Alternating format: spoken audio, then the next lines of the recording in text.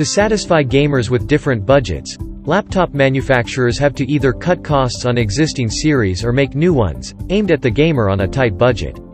Lenovo decided to go with the second option by creating the IdeaPad gaming series. So, today we will be reviewing the IdeaPad Gaming 3i, a laptop equipped with Intel processors, indicated by the letter I in its name. To keep the price as low as possible, Lenovo goes with an all-plastic design. The chassis weighs 2.25 kilos and has a height of about 24 millimeters. It has good structural integrity with barely any flexing. The keyboard is one of the best features of the device. It has long key travel and clicky feedback with either white or RGB backlighting. There are also big arrow keys and a numpad.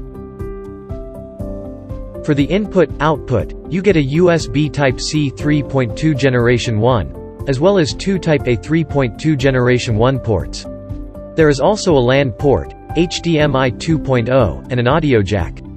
Sadly, there is no Thunderbolt support or an SD card reader, but that's expected given the good price.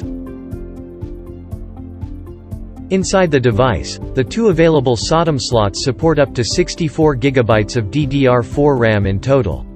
Storage-wise, you get one 42mm M.2 slot in addition to an 80mm M.2 slot and a 2.5-inch SATA drive bay. Unfortunately, the 80mm slot and the SATA bay share the same space, so you will have to choose one of the two. This laptop has a pretty small battery pack with a capacity of 45 watt-hours. Despite that, you can get around 7 hours of web browsing and more than 5 hours of video playback, which is not a bad result.